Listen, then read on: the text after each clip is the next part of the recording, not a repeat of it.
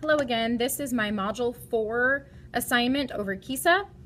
The accreditation system was actually already introduced to my building in our back to school in-service, the 16-17 school year.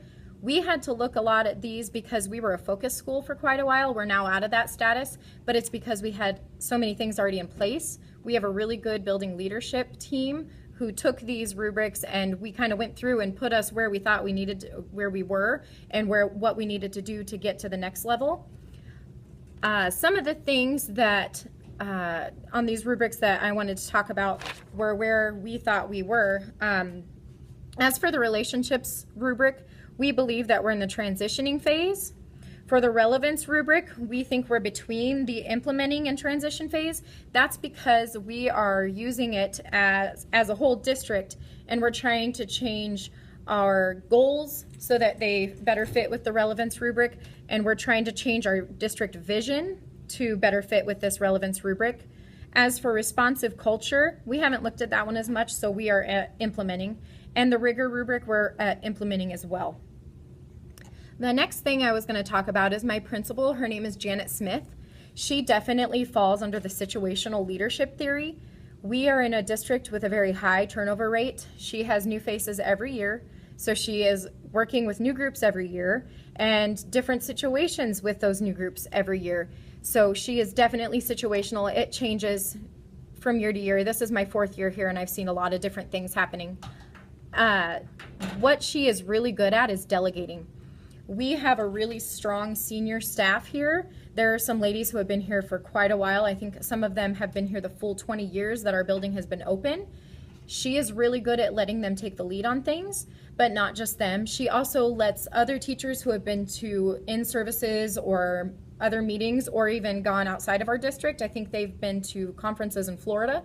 Those people come back and they get to present to us. So she's really good at delegating.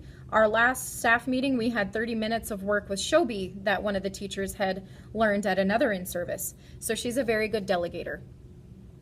As for school improvement, she actually had a copy of the rubrics in front of her. I think for the rubric that we need the most work on would be rigor. We are really wanting our students to have to be deep thinkers. One way I would approach this is to give the kids a more of a leadership position within the classroom. I do this in my math class already.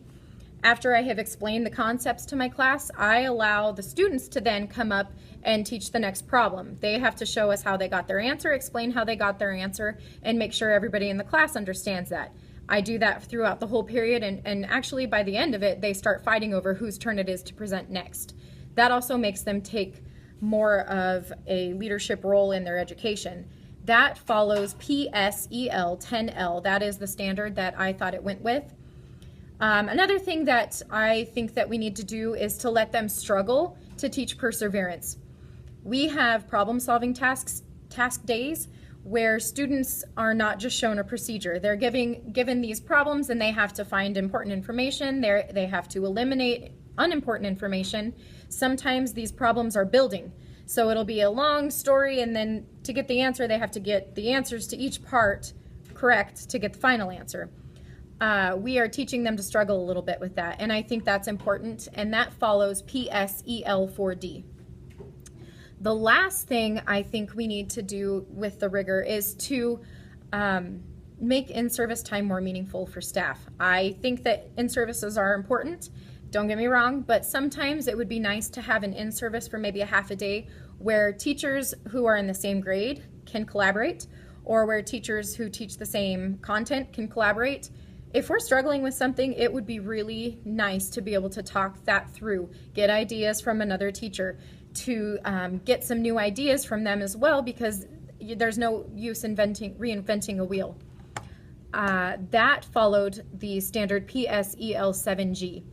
I think that's important because if we are deep thinking, then we can model that to our kids. That's why I think we need to let the kids do a little more deep thinking, and by working with others, we're going to also be thinking about how we're teaching. So those are the things that I think we need to do in my building to improve our rigor rubric.